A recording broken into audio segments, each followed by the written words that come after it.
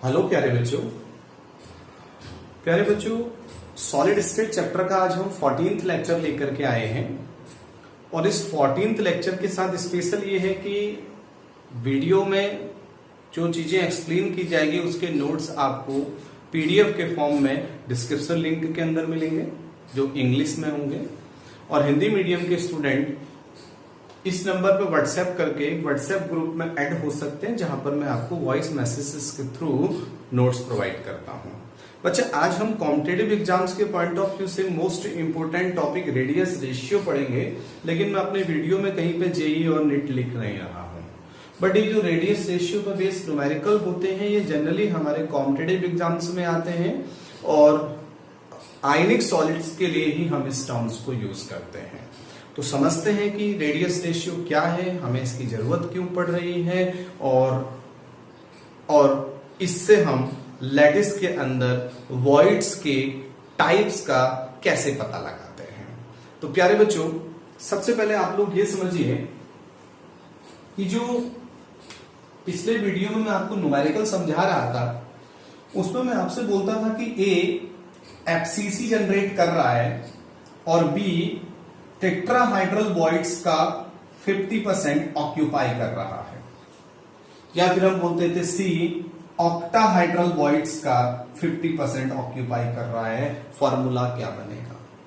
तो बच्चों अक्सर आयनिक सॉलिड्स के अंदर क्या होता है, अक्सर आयनिक सॉलिड्स के अंदर क्या होता है, आयनिक ठोसों के अंदर क्या होता है, एक पार्टिकल काम करता है सीपी का, कंस्टिट्यूएंट पार्टिकल का, यानी अवयव का। और जब ये अवयव का काम करता है तो पार्टिकल्स के अरेंजमेंट से बीच बीच में क्या बन जाती है बच्चा, गैप्स बन जाती हैं, वॉइड्स बन जाती हैं, जिनके बारे में हम पीछे के वीडियोस में डिटेल स्टडी करवा चुके हैं। अब इन वॉइड्स का जो साइज होता है ये पार्टिकल के साइज से काफी छोटा होता है और इन वॉइड्स पर छोटे साइज के पार्टिकल आ सकते हैं, यानी इस वॉइड्स को छोटे साइज के पार्टिकल ऑक्यूपाई कर सकते हैं, घेर सकते हैं। तो किस साइज के पार्टिकल किस वॉइड्स पे आएंगे? अगर किसी लैटिस के अंदर दोनों टाइप की वॉइड्स होंगी तो हमारा जो बाहरी एटम होगा यानी जो फॉरेनर एटम होगा, फॉरेनर एटम का मतलब है जो कंस्टिट्यूएंट पार्टिकल नहीं है, वो किन वॉइड्स को ऑक्यूपाई करेगा, किसको नहीं करेगा। ये सारी की सारी चीजें हम लोग आयनिक सॉलिड के रिस्पेक्ट में कौन से टॉपिक के अंदर स्टडी करते हैं बच्चों, तो वह है रेडियस रेशियो। तो रेडियस रेशियो क्या है इसको समझते हैं दोबारा से नए तरीके से। बच्चा होता क्या, आयनिक सॉलिड के अंदर अक्सर जो निगेटिव पार्ट होता है, आयनिक सॉलिड के अंदर अक्सर जो निगेटिव पार्ट होता है जिसको हम एनायन बोलते हैं, हिंदी वाले बच्चे ऋणायन बोलते हैं, ऋणायन, ये जो है बच्चों होस्ट पार्टिकल का जॉब करता है। होस्ट पार्टिकल यानी कि ये स्वदेशी परमाणु है, खुद का परमाणु, मूल अवयव है।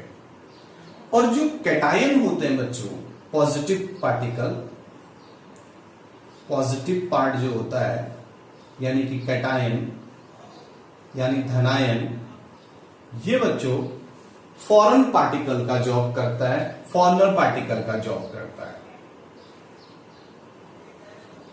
फॉरेनर पार्टिकल का जॉब करता है, यानी कि ये विदेशी और ये स्वदेशी है। ये हमारे लैटिस का फॉर्मेशन कर रहा है, जालक का निर्माण कर रहा है, और लैटिस में जहां जहां पर वॉइड्स आई हैं उन वॉइड्स को मेरा पॉजिटिव पार्ट क्या कर रहा है, ऑक्यूपाई कर रहा है। अब क्या होता है बच्चों, इस पॉजिटिव पार्ट के रेडियस, पॉजिटिव पार्ट यानी कि जो फॉरेन एटम है इसके रेडियस और जो निगेटिव पार्ट यानी होस्ट एटम है उसके रेडियस का जो रेशियो है, इस रेशियो को ही हम बोलते हैं रेडियस रेशियो, त्रिज्य अनुपात कहते हैं हिंदी मीडियम के बच्चे। क्लियर हो रहा है बच्चों? मैंने कहा आयनिक सॉलिड में जो फॉरेन एटम होता है उसका रेडियस और जो होस्ट एटम होता है उसके रेडियस का जो रेशियो होता है उसी को हम रेडियस रेशियो कहते हैं। इस रेडियस रेशियो की वैल्यू के बेस पर हम ये बता सकते हैं कि हमारे लैटिस के अंदर कौन सी वॉइड होगी। हमारे लैटिस के अंदर दो टाइप की वॉइड्स होंगी, तो किस वॉइड्स पे मेरा फॉरेन एटम होगा, और इनके बेस पर हम coordination number lattice constituent particle का निकाल सकते हैं, और इस रेडियस रेशियो के बेस पर हम लैटिस की ज्योमेट्री के बारे में भी, लैटिस में पार्टिकल्स के अरेंजमेंट के बारे में भी आइडिया लगा सकते हैं। बात क्लियर बच्चों? तो रेडियस रेशियो क्या होता है शायद आपके समझ में आ गया हो। त्रिज्य अनुपात क्या होता है आपके समझ में आ गया हो। Radius of cation, radius of cation यानी कि foreign atom upon radius of anion, radius of anion, anion का मतलब होस्ट एटम। इसको हम कैसे लिखते हैं बच्चों? R plus upon R minus. कई बुक्स में इसको small r upon capital R भी लेते हैं। आप कंपैरिजन कर लीजिए कौन सा किसका रेडियस होगा। यहां तक क्लियर बच्चे? ये जो वैल्यूज होती हैं ये ईच वॉइड्स के लिए फिक्स होती हैं, या फिर कहा जाए कि एक रेंज तक होती है, एक सीमा तक होती है, एक लिमिट तक होती है।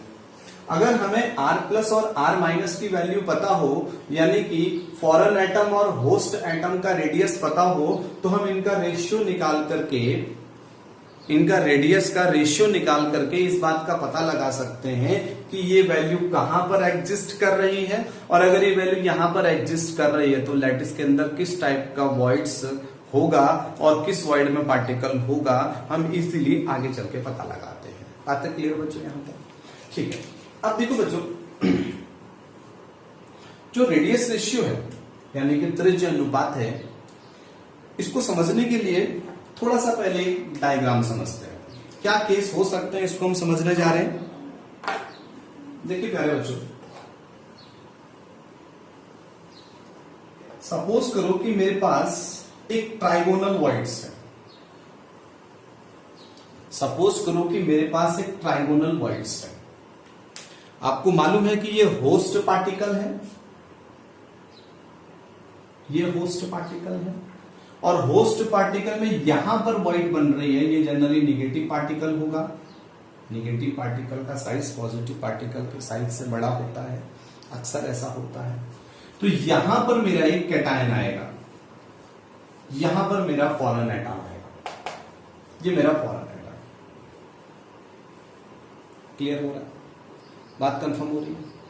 अगर मैं कहता हूं बच्चों कि फॉरेन एटम का साइज वॉइड्स के साइज से काफी छोटा है, जो फॉरेन एटम है उसका साइज वॉइड्स के साइज से काफी छोटा है, तो इस स्ट्रक्चर के एग्जिस्ट होने के चांस नहीं है। उसके पीछे का रीजन क्या है कि अगर कैटायन का साइज बहुत छोटा है तो सबसे पहले तो वो वॉइड को ऑक्यूपाई नहीं करेगा, बल्कि छोटी वॉइड्स की तरफ शिफ्ट होने की कोशिश करेगा, बिकॉज वो यहां पर अच्छे से ऑक्यूपाइड नहीं है, अच्छे से बैठा हुआ नहीं है, अच्छे से एडजस्ट नहीं हुआ है। बातें समझ में आ रही है आपके? तो चांस है कि वो यहां से जंप करके कहीं और चले जाए। दूसरी बात बच्चों, जब कैटायन छोटा है तो anion anion anion anion anion anion directly एक दूसरे के कांटेक्ट में है, बट कैटायन इसको बैलेंस नहीं कर पा रहा है, और बैलेंस नहीं कर पा रहा है तो अट्रैक्शन बिटवीन पॉजिटिव और नेगेटिव चार्ज और repulsion between negative negative charge manage नहीं हो पाएगा। और यहां पर अगर मैनेज नहीं होगा तो स्ट्रेन काफी ज्यादा आएगा, और स्ट्रेन ज्यादा आने की वजह से हम बोलेंगे कि this is not a possible structure. यानी कि जो होस्ट एटम ने वॉइड्स बनाई है, इस वॉइड को ऐसा फॉरनर एटम ऑक्यूपाई नहीं कर सकता जिसका रेडियस, प्लीज सुनिएगा, जिसका रेडियस वॉइड्स के रेडियस से छोटा जा रहा हो। क्लियर बच्चों? क्या कहा मैंने? होस्ट एटम ने जो वॉइड्स जनरेट की हैं, इस वॉइड्स पे ऐसा फॉरेन एटम नहीं आ सकता जिसका रेडियस वॉइड यानी कि स्पेस के रेडियस से छोटा हो, तो वहां पर एडजस्ट नहीं करेगा और स्ट्रेनफुल मॉलिक्यूल, स्ट्रेनफुल ज्योमेट्री बनेगी जो कि पॉसिबल नहीं होगी। अब दूसरी बात करते हैं बच्चा। दूसरा एक चांस ये है हमारे पास, ये स्ट्रक्चर थोड़े छोटे बन रहे हैं, आई थिंक आप लोगों को दिख नहीं रहे होंगे, तो मैं रफ डायग्राम ही बनाता हूं। एक पॉसिबिलिटी ये है हमारे पास, ये तो बीच में जो ये स्पेस क्रिएट हुआ है बच्चों, ये तो आपको मालूम है होस्ट पार्टिकल है, नेगेटिव आयन है, और यहां पर फ्री स्पेस है जहां पर मेरा गेस्ट पार्टिकल आ रहा है, यानी कि फॉरेन एटम आ रहा है, और ये पूरी तरीके से इस फ्री स्पेस को अच्छे से ऑक्यूपाई कर रहा है।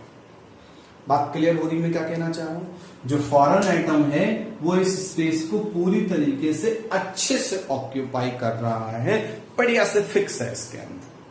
तो ये जो ज्योमेट्री होगी ये पॉसिबल ज्योमेट्री होगी, यानी कि ये पॉसिबल लैटिस होगा या पॉसिबल स्ट्रक्चर होगा, पॉसिबल स्ट्रक्चर। और यहां पर कैटायन के रेडियस और एनायन के रेडियस का जो रेशियो होगा उसको हम बोलेंगे limiting radius ratio, radius ratio, that is called limiting radius ratio. यहां पर स्ट्रेन बिल्कुल नहीं होगा और ये मोस्ट स्टेबल फॉर्म होगा, मोस्ट स्टेबल फॉर्म, ये सबसे ज्यादा स्टेबल फॉर्म होगा। यानी जब वॉइड में ऐसा फॉरेन एटम, ऐसा गेस्ट एटम आ जाए जिसका साइज वॉइड के साइज के जस्ट इक्वल हो, तो ऐसे सिचुएशन में हमारे आयनिक सॉलिड की पैकिंग काफी अच्छी होती है और आयनिक सॉलिड काफी स्टेबल होता है। बात क्लियर होगी बच्चों? ये सेकंड केस है, कंफर्म हो रहा है ना आप लोगों के? अब देखिए थर्ड केस को समझते हैं। थर्ड केस को समझते हैं। मान लीजिए कि ये हमारे पास फिर से ट्राइगोनल वॉइड्स बनी हुई हैं, और इस ट्राइगोनल वॉइड्स में यहां पर जो वॉइड बनी हुई है उस वॉइड पर कोई कैटायन आ तो रहा है, पर वो थोड़ा सा वॉइड के साइज से बड़ा है। अगर वो थोड़ा सा वॉइड के साइज से बड़ा होगा तो आपको मालूम है कि पार्टिकल यानी कि एटम जब यहां आएगा तो ये गैप बढ़ेगा, ये गैप बढ़ेगा, ये गैप बढ़ेगा। क्लियर बच्चों? ये चीज थोड़ा सा जो चिपके नेगेटिव आयन है ये दूर जाएंगे, ये दूर जाएंगे, ये दूर जाएंगे। यहां पर मेरा फॉरेन एटम है, गेस्ट एटम है। तो फील ऐसा आता है कि ये चीज भी पॉसिबल नहीं होगी, बट बच्चों ये पॉसिबल स्ट्रक्चर होता है, बट ये स्ट्रेनफुल होता है, यानी ये ज्यादा स्टेबल नहीं होता, not more stable, not much more stable. और ये कहां तक स्टेबल होगा? ये एक लिमिट तक स्टेबल होगा, जब तक कि हमारे वॉइड का शेप चेंज ना हो। कैटायन के साइज में ग्रोथ करते करते आपको पता है कि ये गैपिंग बढ़ती जाएगी, गैपिंग बढ़ती जाएगी तो इंट्रैक्शन डिसबैलेंस हो जाएगा, रिपल्सन और अट्रैक्शन डिसबैलेंस हो जाएगा। मॉलिक्यूल के अंदर, आयनिक सॉलिड के अंदर स्ट्रेन आना स्टार्ट हो जाएगा और जो शेप वॉइड का बन रहा है वो डिस्ट्रॉय हो जाएगा। तो जहां तक शेप डिस्ट्रॉय नहीं होता, जहां तक कि स्ट्रेन के बाद भी ये चीजें ऐसे एग्जिस्ट कर सकती हैं, वहां तक हमारा आयनिक सॉलिड एग्जिस्ट करेगा, उसके बाद हमारा आयनिक सॉलिड एग्जिस्ट नहीं करेगा। बात क्लियर हो रही है? तो ऐसी सिचुएशन में जो R प्लस और R माइनस का रेशियो आएगा, R प्लस और R माइनस का, ये भी एक रेडियस रेशियो आएगा, पर ये लिमिटिंग रेडियस रेशियो से थोड़ा सा ज्यादा होगा और एक लिमिट तक होगा। उस लिमिट को क्रॉस कर लेने के बाद अब हमारे आयनिक सॉलिड के अंदर वॉइड का कैरेक्टर, वॉइड का शेप, वॉइड का लुक बदल जाएगा। बातें कंफर्म हो रही बच्चों? इसका मतलब रेडियस का जो रेशियो होता है वो एक लिमिटिंग वैल्यू से स्टार्ट होकर के कुछ आगे तक चलता है। क्या कहा मैंने, रेडियस रेशियो की जो वैल्यू होती है पिछले वाले केस से स्टार्ट हो करके कुछ आगे तक चलता है, एक सर्टेन हायर वैल्यू तक चलता है, और जहां तक उस सर्टेन हायर वैल्यू तक वो चलेगा वहां तक हमारा आयनिक सॉलिड वैलिड होगा, और जहां से उस रेंज को क्रॉस कर जाएगा तो हमारे वॉइड का शेप क्या हो जाएगा, बदल जाएगा। बातें समझ में आ रही है आप लोगों की, कोई दिक्कत तो नहीं है। अगर मैं 2 मिनट के लिए बोलता हूं कि जो टेट्राहेड्रल वॉइड्स है, समझिएगा प्लीज, जो टेट्राहेड्रल वॉइड्स है चतुष्फल की रिक्ति, इसके लिए जो रेडियस रेशियो की वैल्यू है r प्लस और r माइनस की वैल्यू है वो लिमिटिंग वैल्यू है 0.225 से 0.414। तो इसका फिजिकल सेंस समझिए, यानी ये लिमिटिंग वैल्यू है, ये लिमिटिंग वैल्यू का मतलब इस समय जो होस्ट पार्टिकल है और जो गेस्ट पार्टिकल है वो बहुत अच्छे से एक दूसरे से पैक्ड है, यानी कि जो गेस्ट है वो होस्ट के अंदर जितना स्पेस है उसको पूरी तरीके से अच्छे से कवर कर रहा है। क्लियर बच्चों, ये लिमिटिंग वैल्यू है, कंफर्म हो रहा है ना हम लोगों के। और ये वैल्यू कब के लिए दिखा रहा है कि 0.225 से बढ़ते बढ़ते बढ़ते बढ़ते जब वैल्यू 0.414 से थोड़ा नीचे, इसके इक्वल नहीं, इससे नीचे तक रहेगी, तब तक मेरी ज्योमेट्री टेट्राहेड्रल ही रहेगी, मेरे वॉइड्स का शेप टेट्राहेड्रल ही रहेगा। बट इस वैल्यू को क्रॉस करने के बाद मेरे वॉइड्स की ज्योमेट्री टेट्राहेड्रल नहीं रहेगी। बात कंफर्म हो रही है बच्चा आप लोगों के। तो इसका मतलब किसी भी वॉइड्स के लिए जो रेडियस रेशियो की वैल्यू होती है वो एक लिमिटिंग वैल्यू से स्टार्ट होकर के सर्टेन हायर वैल्यू तक एग्जिस्ट करती है, और इस सर्टेन हायर वैल्यू के ऊपर जाने पर मेरी वॉइड्स की ज्योमेट्री बदल जाती है। बात कंफर्म हो रही है। यानी एक बात तो आप लोग रियलाइज कर चुके हैं कि ये जो certain range of radius ratio है ये हम लोगों को मेमोराइज करना पड़ेगा। हालांकि एनसीईआरटी सिलेबस कहता है कि हम लोगों को ऑक्टाहेड्रल और टेट्राहेड्रल के लिए ये चीजें ड्राइव भी करनी है, जो बोर्ड एग्जाम के लिए मोस्ट इंपॉर्टेंट है। क्या बच्चों में आपको रेडियस रेशियो समझा पाया? कोई दिक्कत तो नहीं यहाँ तक? सपोज करो, थोड़ा सा और एक्सप्लेनेशन लेते हैं। मैंने अभी लिखा था कि टीवी के लिए R प्लस और R माइनस की जो वैल्यूज स्टार्ट होती हैं वो 0.225 से स्टार्ट होती हैं। टीवी के लिए 0.225 से स्टार्ट होती हैं और कहां तक चलती हैं? 0.414 से थोड़ा कम तक चलती हैं। अब क्या हुआ, मुझे किसी कैटायन का रेडियस मालूम है, सपोज करो 110 पिकोमीटर, और मुझे किसी निगेटिव आयन का भी मालूम है, सपोज करो D- इक्वल्स टू 170 पिकोमीटर। अब मैं क्या करूंगा, कैटायन और एनायन के रेशियो का रेडियस का रेशियो सॉल्व करूंगा। अगर ये रेशियो इस वैल्यू से इस वैल्यू के बीच में एग्जिस्ट करता है, इस वैल्यू से स्टार्ट होकर के इस वैल्यू से नीचे तक एग्जिस्ट करता है, तो मैं बोलूंगा कि मेरा कैटायन बी की टेट्राहेड्रल वॉइड्स को ऑक्यूपाई कर रहा है। मेरा कैटायन बी की टेट्राहेड्रल वॉइड्स को ऑक्यूपाई कर रहा है। अगर बाय द वे ये रेशियो इस वैल्यू से नीचे चले जाता है या इस वैल्यू से ऊपर या इस वैल्यू पे चला जाता है, तो मैं बोलूंगा वो टीवी को कवर नहीं कर रहा है, वो किसी और वॉइड्स को कवर कर रहा है। बच्चों, क्या मैं अपनी बात समझा पाया आप लोगों को? तो इसका मतलब ये समझ रहे हैं कि हमें रेडियस रेशियो की वैल्यू को घोटना पड़ेगा, उसको समझना पड़ेगा। तो हम आगे चलते हैं, देखते हैं कि एक टेबल बनाते हैं, उसमें हम रेडियस रेशियो की लिमिटिंग वैल्यू भी लिखते हैं, टाइप ऑफ वॉइड्स भी लिखते हैं, कोऑर्डिनेशन नंबर भी लिखते हैं। तो सबसे पहले हम लोग यहां पर लिखते हैं type of voids. Type of voids, फिर हम लिखते हैं बच्चों limiting R plus upon R minus, यानी limiting value of radius ratio. Confirm बच्चों?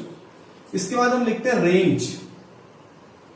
Range of R plus upon R minus. ये तो सबसे स्टेबल है, इससे थोड़ा हायर सर्टेन वैल्यू तक एग्जिस्ट करता है, तो कहां से कहां तक कौन सी वॉइड एग्जिस्ट करेगी वो हम यहां पर लिख रहे हैं। और यहां पर हम लिख रहे हैं कोऑर्डिनेशन नंबर। कोऑर्डिनेशन नंबर यानी कि हमें कोऑर्डिनेशन नंबर के बारे में जो नॉलेज है वो यहां से मिल जाएगी। तो सबसे पहले हम लोग लिखते हैं यहां पर ट्राइगोनल वॉइड्स। Trigonal voids. तो बच्चों ट्राइगोनल वॉइड्स कैसी वॉइड्स होती है, हमें इसके बारे में ज्यादा पढ़ना नहीं है। पहले तो ये 2D होती है, 2 डायमेंशनल। और कैसी होती है, 1 2 3, यहां पर जो बनी है, जो स्पेस बना है, ये हमारी ट्राइगोनल वॉइड्स होती है। और ट्राइगोनल वॉइड्स के लिए जो लिमिटिंग वैल्यू होती है बच्चों, वो पॉइंट 155 के आसपास होती है, 0.155 के आसपास होती है। r plus upon r minus की जो वैल्यू होती है वो यहां इस वैल्यू पर होती है। अच्छा, रेंज कहां से कहां तक चलेगा, तो रेंज चलेगा 0.155 के बराबर होगी या इससे बड़ी होगी, पर बच्चों ये छोटी होगी 0.225 से। समझने की कोशिश करें, यहां तो तब की सिचुएशन है जब वॉइड्स को पूरी तरीके से गेस्ट पार्टिकल ने, फॉरेन पार्टिकल ने अच्छे से ट्रैक किया हो, तब ये वैल्यू है। लेकिन मैंने आपको एक थर्ड केस बताया था कि अगर कैटायन का साइज थोड़ा बढ़ भी जाता है और एनायन एक दूसरे से दूर भी चले जाते हैं, तो एक सर्टेन हायर वैल्यू तक ये इसी वॉइड्स के अंदर यानी इसी शेप में रहेगी। तो इस वैल्यू से छोटे तक ये ट्राइगोनल वॉइड्स के शेप में ही रहेगी। और इस वॉइड्स का जो कोऑर्डिनेशन नंबर होगा बच्चों, वो 3 होगा। बातें कंफर्म हो रही है। अच्छा, नेक्स्ट हमारे पास है, ये हमारा सिलेबस है, टेट्राहाइड्रल वॉइड्स, टेट्राहाइड्रल वॉइड्स। इसका हमें डेरिवेशन भी करना है। तो टेट्राहाइड्रल वॉइड्स के लिए जो limiting value of r plus upon r minus है बच्चों, वो है 0.225। यूनिट आप नहीं लिखेंगे बिकॉज जो पिकोमीटर तो पिकोमीटर कैंसिल हो जाएगा। अब रेंज क्या है, इसका रेंज है 0.225 के बराबर होगी या फिर इससे बड़ी होगी। बड़ी होगी तो कहां तक होगी, वो होगी 0.414 से छोटी, इससे बड़ी और 0.414 से छोटी। और टेट्राहाइड्रल वॉइड्स के लिए कोऑर्डिनेशन नंबर हम पीछे अच्छे से एक्सप्लेन कर चुके हैं, 4 होता है। अब इसको थोड़ा सा एक बार समझिए। मान लीजिए मुझे A प्लस आयन का रेडियस पता है 100 पिकोमीटर, और मुझे B माइनस का रेडियस भी पता है, मान लीजिए 150 पिकोमीटर। मैं कैलकुलेशन घर से करके नहीं लाया हूं पहले से। तो अगर मैं A प्लस का रेडियस और B माइनस के रेडियस का रेशियो निकालता हूं, और वो इस वैल्यू के बीच में एडजस्ट करता है और मुझसे बोलता है what is the coordination number of A, तो मैं समझ गया कि A कहां पर है, टेट्राहाइड्रल वॉइड्स पे, क्योंकि इस रेंज के अंदर आ रहा है। और A अगर टेट्राहाइड्रल वॉइड्स पे है तो इसका मतलब वो 4 पार्टिकल के बीच में यानी कितनों को टच कर रहा होगा, 4 को। तो A का कोऑर्डिनेशन नंबर कितना है, 4 है। बात समझे मैं क्या कहना चाह रहा हूं। तो अगर मुझे रेडियस ऑफ कैटायन और एनायन पता है, तो मैं रेडियस रेशियो की वैल्यू निकाल करके क्या निकाल सकता हूं बच्चों, फॉरेन एटम का कोऑर्डिनेशन नंबर निकाल सकता हूं जो वॉइड को ऑक्यूपाई कर रहा है। ये 3D है बच्चों, ये 3D वॉइड्स है, 3D। अब हम नेक्स्ट लेके आते हैं, हमारे लिए इंपॉर्टेंट है ऑक्टाहेड्रल वॉइड्स। इसका भी हमें डेरिवेशन करना है। ऑक्टाहेड्रल वॉइड्स ये 6 पार्टिकल से कंसिस्ट होती है और ये भी 3D है। इसका जो लिमिटिंग वैल्यू है, ऑब्वियस आप समझ गए होंगे, ये वैल्यू आएगी 0.414 है। यानी R प्लस और R माइनस की कम से कम, जो R प्लस और R माइनस के रेशियो की मिनिमाइज वैल्यू है वो कितनी होनी चाहिए, मिनिमाइज जितनी होनी चाहिए, मैक्सिमम कहां तक होनी चाहिए। तो यानी रेंज क्या आएगा, 0.414 से बराबर हो या इससे बड़ी हो, पर किससे छोटी हो बेटा, 0.732 से छोटी हो। यानी कि इस वैल्यू तक हम इसको, इस वैल्यू से छोटे तक हम इसको टेट्राहाइड्रल वॉइड्स ही बोलेंगे। और इसका कोऑर्डिनेशन नंबर कितना होता है, 6। नेक्स्ट हमारे पास है क्यूबिक वॉइड्स। क्यूबिक वॉइड्स भी 3D वॉइड्स है, और इसके लिए आप समझ गए वैल्यू 0.732 से स्टार्ट होती है, यानी लिमिटिंग वैल्यू 0.732 से स्टार्ट होती है। तो कहां तक, हायर वैल्यू तक ये एग्जिस्ट करती है, ये एग्जिस्ट करती है 0.999 तक, जिसको हम 1 भी लिख लेते हैं। और क्यूबिक वॉइड्स कैसी होती है, 8 पार्टिकल के बीच में, 8 पार्टिकल से क्यूब बनाइए, बीच में जो होल्स बनेगा उसको हम बोल रहे हैं, और इसका कोऑर्डिनेशन नंबर कितना होता है, 8। बात क्लियर बच्चों। एक और हमारे पास वॉइड है स्क्वायर प्लेनर वॉइड्स। ऑब्वियस है स्क्वायर प्लेनर तो 2D होगी। इसके लिए जो वैल्यू बिल्कुल ये है, यानी कि आपका 0.414 और लिमिटिंग वैल्यू भी आपका 0.414 से की इक्वल या फिर इससे बड़ी, पर हायर वैल्यू कहां तक 0.732 तक, और इसका कोऑर्डिनेशन नंबर कितना होगा 4 होगा। आप समझ रहे होंगे ये 2D है और ये क्या है 3D है, पर अदरवाइज आपको दोनों सेम लगेंगे। सॉरी एक्सट्रीमली सॉरी, ये वैल्यू ये है बच्चा, यहां पर ये वैल्यू 0.225 है, और आगे आप समझिए 0.225 से r plus upon r minus की वैल्यू कहां तक एडजस्ट करेगी 414 तक एडजस्ट करेगी। तो अगर ये 2D में आएगी तो हम समझ जाएंगे स्क्वायर वॉइड है, स्क्वायर प्लेनर वॉइड से 3D में आएगी तो हम समझ जाएंगे टेट्राहेड्रल है। देखिए इस चार्ट को तो आप अच्छे से घोटा मार लीजिए, रट लीजिए इसको बढ़िया से, क्योंकि न्यूमेरिकल्स मैं कराऊंगा। मैं सारे जेई के और सारे नेट के क्वेश्चन जो भी रेडियस रेशियो से रिलेटेड आज तक आए हुए हैं, मैं सारे कंबाइन करके नेक्स्ट वीडियो में कराऊंगा। लेकिन उससे पहले हम लोगों को बोर्ड एग्जाम के पॉइंट ऑफ व्यू से टेट्राहेड्रल एंड ऑक्टाहेड्रल वॉइड्स के लिए लिमिटिंग रेडियस रेशियो की वैल्यू को कैलकुलेट करना है, यानी इसका डेरिवेशन करना है। तो अब हम क्या करेंगे, पहले टेट्राहेड्रल वॉइड्स के लिए लिमिटिंग रेडियस रेशियो की कैलकुलेशन करेंगे, देन ऑक्टाहेड्रल वॉइड्स के लिए लिमिटिंग रेडियस रेशियो की कैलकुलेशन करेंगे। चलिए स्टार्ट करते हैं।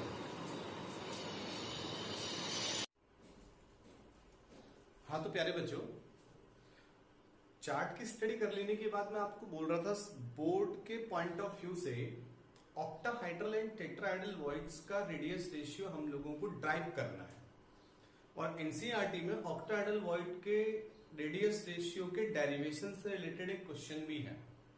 तो हम 1 by 1 tetrahedral and octahedral voids के लिए रेडियस रेशियो को लर्न करेंगे, और इससे पहले जो हमने चार्ट पढ़ा है वो हम ट्राइगोनल, टेट्राहाइड्रल, ऑक्टाहाइड्रल सबके लिए, क्यूबिक के लिए वैल्यूज को लर्न करेंगे। तो अब देखिए, सबसे पहले हमारा आज का टॉपिक है, नेक्स्ट टॉपिक है radius ratio of tetrahedral voids. तो सबसे पहले हम लोगों को वीडियो नंबर 11 में बताया गया है कि टेट्राहाइड्रल वॉइड्स एफसीसी के अंदर कहां पर होती हैं और कितनी होती हैं। तो मैंने आपको बताया था कि ये जो बिग साइज का मैंने क्यूब बना रखा है, ये मेरा एफसीसी है, जिसका एज लेंथ ए है, और इसके अंदर मैं a/2s का एक मिनी क्यूब कंसीडर कर रहा हूं। समझ गए बच्चों आप लोग? ये मेरे पास जो बड़ा क्यूब बना है ये एफसीसी है, जिसका एज लेंथ, भुजा की लंबाई, साइड लेंथ a है, और जो अंदर मैंने एक छोटा क्यूब बना रखा है उसका एज लेंथ a/2 है, यानी उसकी भुजा की लंबाई a/2 है। अब यहां पर थोड़ा सा आपको नोटिस करना चाहिए, ये जो पार्टिकल है, मैं जिस कमरे के अंदर हूं मैं उसके हिसाब से आप लोगों को समझा रहा हूं। ये जो रेड पार्टिकल है ये इस वॉल की फेस पर है, और ये जो रेड पार्टिकल है ये मेरे बैक साइड जो वॉल है उसके सेंटर पर है, और ये जो रेड पार्टिकल है ये फर्श के सेंटर पर है, और ये जो पार्टिकल है ये जस्ट ये वाली वॉल का कॉर्नर है, यानी कि समझ गए आप लोग? तो ये तीन चीजें मिल करके, ये चार चीजें मिल करके एक टेट्राहाइड्रल का फॉर्मेशन करती हैं, और इसी के अंदर एक वॉइड क्रिएट होगी जिसको हम क्या बोलते हैं, टेट्राहाइड्रल वॉइड्स, जिसको मैं आपको बॉल से पहले समझा चुका हूं। कुछ ऐसा अरेंजमेंट होता है बच्चों, ये ऐसा समझिए, ये फर्श का सेंटर है, ये इस वाली वॉल का सेंटर है, ये इस वाली वॉल का सेंटर है, और ये कहां है, इधर है। समझ गए? अगर मैं इसको लूंगा तो ऐसे आएगा, ये देखिए, क्लियर बच्चों? ये फर्श है, ये पीछे वाली वॉल का सेंटर, ये इस वाली वॉल का सेंटर, और ये कॉर्नर है। तो इसके बीच में, इन 4 वॉल्स के बीच में जो गैप बना है वही गैप कौन सा गैप है, टेट्राहाइड्रल गैप है। अब मैं यहां पर क्या लिख रहा हूं, देखिए, let the radius of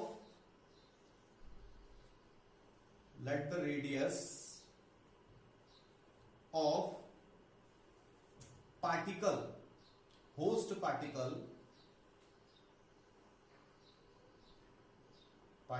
is r minus, मैंने कंसीडर कर लिया है कि जो आपका होस्ट पार्टिकल है उसका रेडियस r माइनस है एंड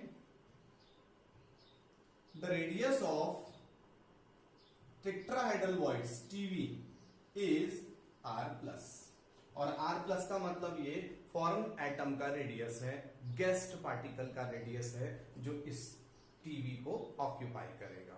क्लियर बच्चों? अब आप लोगों को ये जो बॉल्स इसमें दिख रही है ये सब अलग अलग दिख रही है, लेकिन जो अभी मैंने आपको बॉल से बना हुआ डायग्राम दिखाया था टेट्राहेड्रल का, क्या उसमें एक बॉल दूसरी बॉल से अलग रह सकती है? देखिए फिर से, ये सब एक दूसरे के टच में है, तो ऑब्वियस है कि ये वाली बॉल इसको टच करी, ये वाली इसको टच कर रही है, इसको टच कर रही है, ये सब एक दूसरे को टच कर रही है। देखिए, तो यहां पर हम क्या कर सकते हैं बच्चों, जो ये मैंने फेस डायगोनल ड्रॉ किया है, length of face diagonal, length of face diagonal is √2a। आपको मालूम है √2a, a का मतलब क्या होता है? साइड, भुजा, और मेरे क्यूब की भुजा कितनी है, मेरे क्यूब की साइड कितनी है? a/2, a/2। बच्चों क्लियर? क्लियर? जो फेस डायगोनल होता है, फलक विकर्ण होता है, पाइथागोरस थ्योरम से निकाला जा सकता है, √2a होता है, और a क्या होता है? एज लेंथ, और मेरे मिनी क्यूब की एज कितनी है बेटा? a/2 है। कोई प्रॉब्लम? अब आप समझिए, ये वाला पार्टिकल अगर इस वाले पार्टिकल को टच कर रहा है तो बीच का ये गैप नहीं है। अगर ये गैप नहीं है तो इसके रेडियस और इसके रेडियस के कॉम्बिनेशन से ही तो फेस डायगोनल बनेगा। यानी मैं इसको लिख सकता हूं 2 radius of host particle, red colour का, radius of host particle equal to √2a/2। ये मेरा इक्वेशन फर्स्ट हो जाएगा। आई थिंक बात समझ में आ गई होगी। अब मैं एक डायगोनल और ड्रॉ कर रहा हूं, आप समझिएगा मैं कैसे ड्रॉ कर रहा हूं। मैं एक डायगोनल ये ड्रॉ कर रहा हूं, ये एक डायगोनल है, that is called inner diagonal, और इनर डायगोनल का लेंथ कितना होता है? देखिए, length of body diagonal equal to √3a, और a क्या है बच्चों? फिर से एज लेंथ, और मेरे क्यूब का एज क्या है? a/2। रिपीट करना होगा, आ गया ना? आप थोड़ा सा समझिए, मैंने आपको बोला सारे के सारे पार्टिकल दूसरे को टच कर रहे हैं, तो ये जो रेडियस है, आई मीन ये जो पार्टिकल है, ये वॉइड के डायरेक्ट कांटेक्ट में है। क्या ऐसा हो सकता है? आप समझिए, ये देखिए 4 पार्टिकल है, बीच का जो गैप है क्या वो किसी बॉल को टच ना कर रहा हो? ऐसा हो सकता है? इन 4 बॉल्स के बीच में यहां पर जो गैप है, थोड़ा इमेजिनेशन कीजिए, क्या वो गैप किसी बॉल को टच ना करे? ऐसी पॉसिबिलिटी है? हो ही नहीं सकता। तो वो एक दूसरे को टच कर रही है।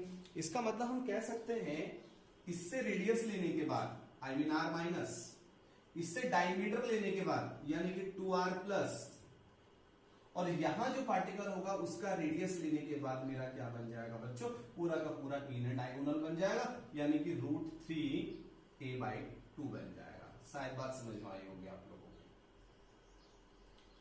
r माइनस 2r, और यहां पर जो पार्टिकल होगा उसका r माइनस, इसको टोटल करेंगे, 2 कॉमन ले लेंगे, r प्लस और r minus equals to √3a/2। ये इक्वेशन सेकेंड। अब मैं दोनों इक्वेशंस को सॉल्व करूंगा, और दोनों इक्वेशंस को सॉल्व करके मैं रेडियस रेशियो फाइंड आउट करूंगा, यानी कि r plus upon r minus solve करूंगा। तो बेटा मैं ऊपर थोड़ा रफ कर रहा हूं, स्पेस प्रॉब्लम है। देखिए, from first and second,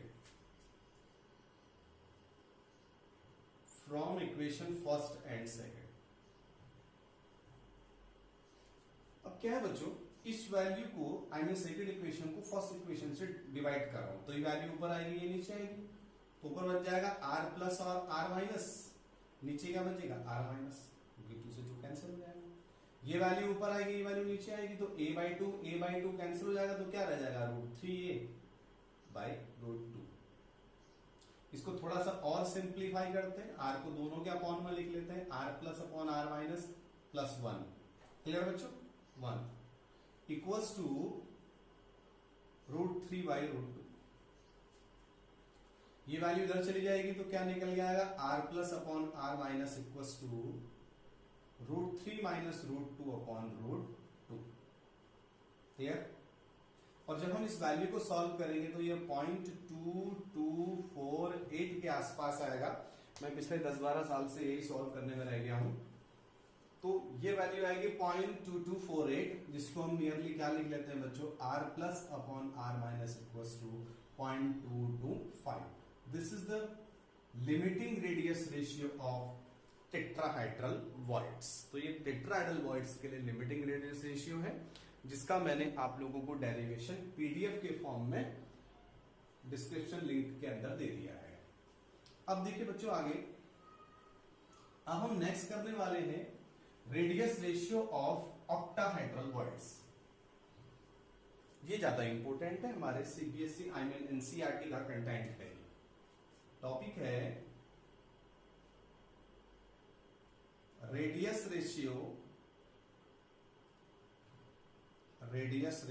of octahedral voids. तो ओबी का रेडियस रेशियो फाइंड आउट करना है। तो पहले आप लोगों को मालूम है ओबी क्या होती है, हम डिटेल में बता चुके हैं। तो ओबी होती है बच्चों ये, consist by 6 particle in which 4 are form a square. दिख रहा होगा साथ, शानदार स्क्वायर दिख रहा है मुझे, शायद आपको भी दिख रहा हो। 1 2 3 4, देखिए ठीक से देखिए। 4 are form a square, 1 form pyramid and second form pyramid. तो ये है बच्चों, ये जो ओबी है ये बीच में है, ऑक्टाहेड्रल वॉइड्स। आज हमें इसी वॉइड का रेडियस रेशियो फाइंड आउट करना है। तो इसका रेडियस रेशियो फाइंड आउट करने के लिए मैं एक छोटा सा डायग्राम बना रहा हूं बोर्ड पे, बहुत कम टाइम में।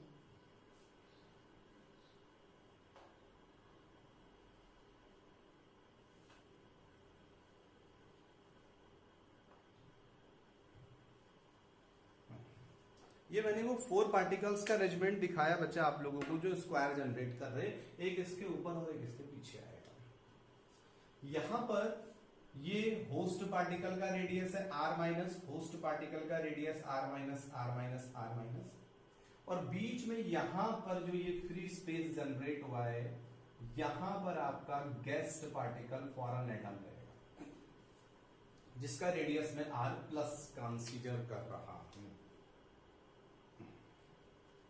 तो ये हमारे पास r प्लस है और ये हमारे पास r माइनस है, यानी कि ये हमारा होस्ट पार्टिकल है, होस्ट एटम, और ये हमारा क्या है, ओबी है, यानी ऑक्टाहेड्रल वॉइड्स। ऑक्टाहेड्रल वॉइड्स जिसमें कौन रहेगा, इसमें कैटायन रहेगा, यानी कि गेस्ट पार्टिकल रहेगा। आप थोड़ा सा समझिएगा, छोटा डेरिवेशन है ये।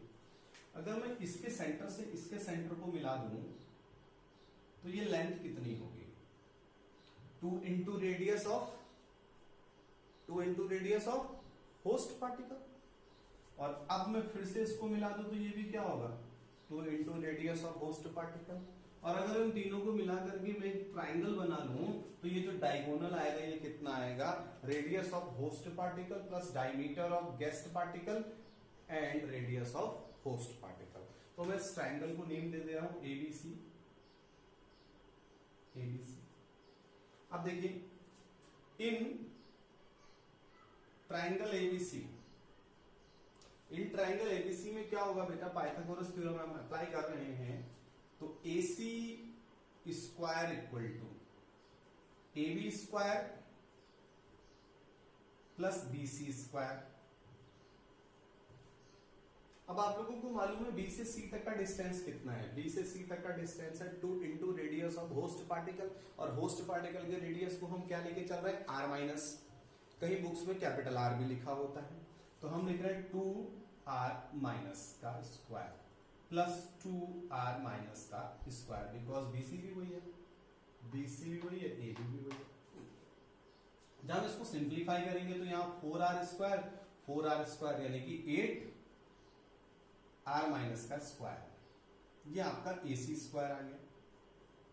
स्क्वायर रूट लेते हैं यहां से, तो AC इक्वल टू आएगा 2√2R minus. What is the R minus? R minus the radius of host particle. अब देखिए बच्चा, थोड़ा कंसेप्चुअल होगी सोचते हैं। एसी का लेंथ कितना आएगा, since AC equal to AC is consist by host particle, guest particle and host particle. इसको सॉल्व कर लेंगे तो क्या बन जाएगा, 2r minus plus r plus, this is equation second. Clear बच्चों? अब ये भी AC दोनों को इक्वल कर लेते हैं from equation first and second, from equation first and second. जब फर्स्ट और सेकंड को हम सिंप्लीफाई करेंगे तो क्या होगा बच्चा, इस वैल्यू को ऊपर रख रहा हूं, इस वैल्यू को नीचे रख रहा हूं, इस वैल्यू को ऊपर रख रहा हूं, इस वैल्यू को नीचे रख रहा हूं, तो ये आएगा 2। आपको मालूम है कि दोनों इक्वल जाए, इक्वल रख रहा हूं मैं, ये भी AC है, ये भी AC है, सॉरी दोनों को इक्वल रख रहा हूं, तो 2√2r minus equals to 2r plus and r minus. 2 से 2 कैंसिल हो गया बच्चों, इस r माइनस को अपॉन में ले रहा हूं, तो r plus r minus upon r minus equal to √2, r plus upon r minus plus 1 equal to √2। Clear बच्चों यहां तक? तो यहां से इसका तो वैल्यू मुझे निकालना है, इधर शिफ्ट कर लेता हूं इसको, तो क्या निकल करके आएगा बच्चों, r plus upon r minus equal to √2 minus 1। √2 की वैल्यू आप लोग जानते हैं 1.414 माइनस 1, यानी क्या निकल गया बेटा 0.414, जिसको ऑलरेडी हम चार्ट में कवर कर चुके हैं। तो बच्चे इनका डेरिवेशन कॉम्पिटिटिव एग्जाम्स के पॉइंट ऑफ व्यू से बिल्कुल इंपॉर्टेंट नहीं है, लेकिन जो मैंने चार्ट आप लोगों को बताया है वो चार्ट आपको अच्छे से मेमोराइज कर लेना चाहिए। और CBSE और स्टेट बोर्ड के स्टूडेंट के लिए दोनों ही डेरिवेशन इंपॉर्टेंट है, और कॉम्पिटिटिव एग्जाम के स्टूडेंट जो जेई मेंस और नेट की प्रिपरेशन कर रहे हैं उनके लिए रेडियस रेशियो पे बेस्ड क्वेश्चन मोस्ट इंपोर्टेंट है। मैं उम्मीद करता हूं कि 2020 में जो होने वाला एग्जाम है कि दोनों ही नेट और जेई मेंस, वहां पर आपको रेडियस रेशियो से न्यूमेरिकल देखने को मिलेगा। तो नेक्स्ट वीडियोस में मैं रेडियस रेशियो से रिलेटेड कुछ न्यूमेरिकल्स आप लोगों को कराऊंगा, और साथ ही साथ कुछ न्यूमेरिकल PDF के फॉर्म में आप लोगों को दूंगा, तो आप उन न्यूमेरिकल्स को सॉल्व करेंगे। तो बच्चा मैं पहले बता चुका हूं, जो हिंदी मीडियम के स्टूडेंट हैं अगर उनको वॉइस नोट्स चाहिए तो मेरे इस व्हाट्सएप पे ग्रुप बना है, उसको ऐड कीजिए अपने आप को, मुझे अपना कॉन्टेक्ट नंबर दीजिए, और हमारे वीडियोस को मैक्सिमम शेयर कीजिए, सब्सक्राइब कीजिए, अच्छा लगता है तो लाइक कीजिए। Thank you so much.